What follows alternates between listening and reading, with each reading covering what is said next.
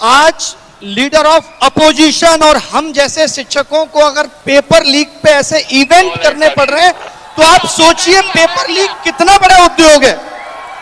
और आप कहते हैं आवाज उठाना गलत है।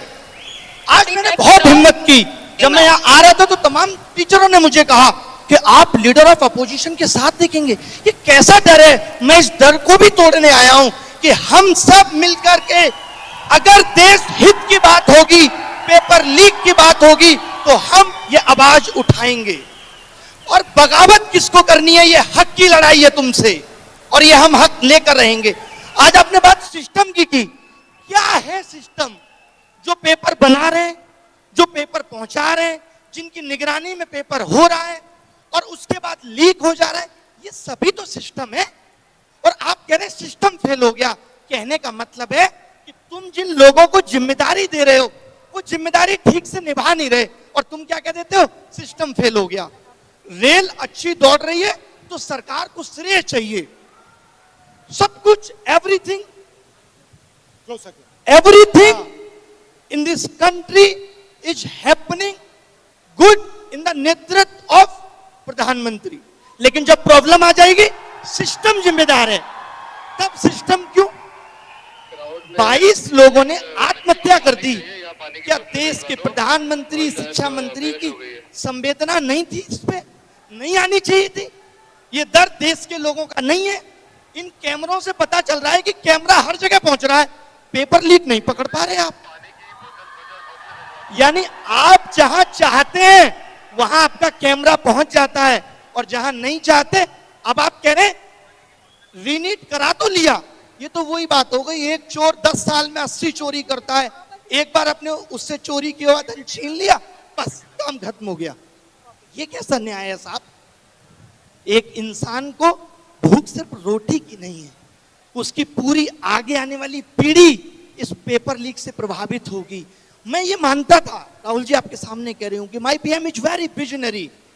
ये कैसा विजन था कि हम नकली डॉक्टर बना रहे हैं, हम नकली इंजीनियर बना रहे हैं, और फिर हम आगे आने वाले 10 साल पे इस पे चर्चा कर रहे होंगे फला पुट टूट गया, और ऐसा होना शुरू हो गया है। ये क्यों हो रहा है? क्योंकि हम पेपर लीक नहीं रोक पाए। आप बात बात पे कहते हैं कि नेशनल सिक्योरिटी पे खतरा है, और जो बीएसएफ के एग्जाम में पेपर लीक से बंदा पहुंच रहा है, असली खतरा तो ये है नेशनल सिक्योरिटी पे। इस पे आपका ध्यान नहीं है, क्योंकि आप इसे ठीक नहीं करना चाहते। बात मंशा की है।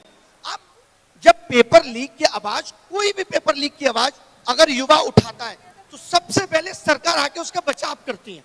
नहीं, पेपर लीक नहीं हुआ, यानी आप पेपर लीक का नुकसान उठाएंगे, आप ही को साबित करना है कि पेपर लीक हुआ है कि नहीं, और सरकार नहीं मानेगी तो आपको कोर्ट जाना है, और कोर्ट का न्याय तो आपको पता ही है कि कितना न्याय मिलेगा आपको। तो ये दर्द पे आवाज कौन उठाएगा? इस दर्द को ठीक कौन करेगा? यही तो असली देशभक्ति है, जो ये सोच पा रही है कि अगले 10 साल बाद का भारत कैसा होगा। हमें आपने बहुत सपने दिखा लिए, अब 2047 के विकसित भारत का सपना हम सब पूरा करेंगे। कैसे? गलत पे आवाज उठा के, तभी तो पूरा होगा। वरना आजकल बहुत रील आती है सोशल मीडिया पे, एक गंदा सा कमरा होगा, रील आएगी, एआई साफ करके तुरंत डेवलप कर देता है। वरना 2047 में हम लोग रील में देखेंगे भारत क्या है, पूरे भारत को 30 सेकंड में डेवलप कर देगी। ये डेवलप करने का तरीका है। शिक्षा व्यवस्था नींव है किसी सिस्टम की, किसी की भी। आप स्कूल बंद कर दे रहे हैं क्योंकि बच्चे नहीं आते। भाई आपने क्यों नहीं सोचा बच्चे क्यों नहीं आते? आपके बड़े बड़े नेता अगर प्राइवेट स्कूलों का उद्घाटन बैक टू बैक करेंगे, तो सरकारी स्कूलों से बच्चों का भरोसा कैसे जगेगा? सरकारी, सोचिए वो भारत जो आज विश्व गुरु बनने की बात कर रहा है, जिसका डंका देश में, वर्ल्ड में बज रहा है, उसके यहां सरकारी स्कूलों में लड़कियों के लिए टॉयलेट नहीं है। जिस शिक्षा मंत्री को शिक्षा के अंदर इनोवेशन डालना था, स्किल डालना था, सीएजी की रिपोर्ट कहती है कि प्रधानमंत्री विकास कौशल योजना में 10,000 करोड़ का घोटाला हुआ है। आप सोचिए, स्किल डालोगे, न्यू एजुकेशन पॉलिसी लाए आप, ठंडे बस्ते में पड़ी है, कितनी इंप्लीमेंट कर ली? आपको तो फुर्सत ही नहीं है कि कभी आप बता सकें कि इंप्लीमेंट हुई कितनी है। आपने कहा हम कॉमन एंट्रेंस टेस्ट लाएंगे। मैं कुछ एक आंकड़े राहुल जी आपके सामने बताना चाहता हूं। आपने भी कुछ पेपर भारत में अगर दिए हो या आप लोगों ने दिए हो, तो आज से 10 साल पहले नोटिफिकेशन आता है। जब भी कोई एग्जाम निकलेगा नोटिफिकेशन में क्या होना चाहिए, अगर आप चैट जीपीटी से भी पूछेंगे तो वो बताएगा फॉर्म भरने की last date, form fees, exam tier 1 कब होगा, टीयर 2 कब होगा, ये होना चाहिए। पता है इनके नोटिफिकेशन में आजकल क्या मिलता है? 20 दिन है, जल्दी से फॉर्म फीस इतनी देके भर दो। ये एग्जाम की डेट देना भूल गए नोटिफिकेशन में। और ये पता है क्या देते हैं?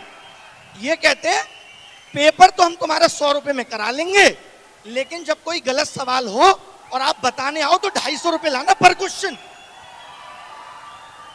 दिस इज कॉल्ड असली पेपर लीक उद्योग चल रहा है भारत में। ऐसे ही एनटीए 500 करोड़ रुपए 4 साल में नहीं कमा ले रही। ये एजेंसियां हम जैसे आप जैसे लोगों से पैसा वसूलने के लिए बनाई गई थी। आप पैसा वसूलने के लिए एग्जाम करा रहे हैं, या आप भारत का भविष्य सुनहरा कर रहे थे? आपने ध्यान नहीं दिया। नीट जैसे एग्जाम में, नीट का एग्जाम कितना बड़ा एग्जाम है, क्या उसमें गलत सवाल ना हो इसकी जिम्मेदारी सरकार नहीं ले सकती? ये कहते हैं ये गलत सवाल पे 250 रुपए लेंगे आपसे, गलती तुम करो और पैसा हम देंगे तुम्हारी गलती सुधारने का। और फिर लोग कहते हैं शिक्षा मंत्री की क्या गलती है, सिस्टम में कमी है, शिक्षा मंत्री ने पेपर लीक नहीं किया। तो शिक्षा मंत्री ने तो पेपर बनाया भी नहीं है, जरूरत ही नहीं है शिक्षा मंत्री की, सिस्टम ही रहने दीजिए। क्यों रहना है शिक्षा मंत्री, बनाना क्यों है? आप कुछ कहना चाहते हैं राहुल जी, आप कुछ कहना चाहते हैं? नहीं, आप काफी पैशनेट हैं इस चीज के बारे में। जो आप कह रहे हैं उससे मैं सहमत हूं। मैं कोचिंग बंद कर चुका हूं, 6 साल हो गए मुझे केवल और केवल इस पेपर लीक उद्योग, एजुकेशन सिस्टम और एग्जाम सिस्टम को सुधारना है। और दुनिया के किसी भी मंच से अगर शिक्षा व्यवस्था की बात होगी तो मैं जरूर मिलूंगा। मुझे अब नहीं काम करना है, मेरा जिंदगी का थ्रिल इसी में है कि मैं चाहता हूं कि ये पेपर लीक ठीक। बट एक चीज पे तो कंसेंसस हो सकता है, पॉलिटिकल कंसेंसस हो सकता है। देखिए, राजनीति छोड़ दीजिए, बिल्कुल पॉलिटिकल कंसेंसस हो सकता है कि पेपर लीक को, एक छोटा सा स्टेप है, बट पेपर लीक को हमें खत्म कर देना चाहिए। फर्स्ट स्टेप, ये तो कंसेंसस हर पार्टी में हो सकता है, और इस कंसेंसस को डेवलप करना और इसको इंप्लीमेंट करना सबकी जिम्मेदारी है। इससे आप भी अग्रीमेंट में हो, मैं भी हूं, और सारे लोग अग्रीमेंट में हैं। राहुल जी एक बात कहना चाहूंगा मैं, मुझे बड़ा दुख है, आप लोग भी ऐसी चीजों का विरोध करिए जहां लोग ये कहते हैं कि पेपर लीक में राजनीति आ रही है। क्या पेपर लीक इस देश का राजनीतिक मुद्दा नहीं है ना भाई? तो क्या आप ये मानते हो कि पेपर लीक के लिए सत्ताधारी पार्टियां कभी आवाज उठाएंगी? नहीं, क्यों उठाएंगी? वो तो पैसा बना रही है इससे। तो पेपर लीक पे आवाज विपक्ष, हम जैसे शिक्षक ही उठाएंगे। तो कोई आपको कहता है कि पेपर लीक पे क्यों बोल रहे हैं? क्योंकि इनको देश की चिंता है, हमें देश की चिंता है। तो इससे मत डरिए। लोग कहते हैं मैं नहीं डरता इन बातों से, मैं आया हूं पेपर लीक पे बोलने।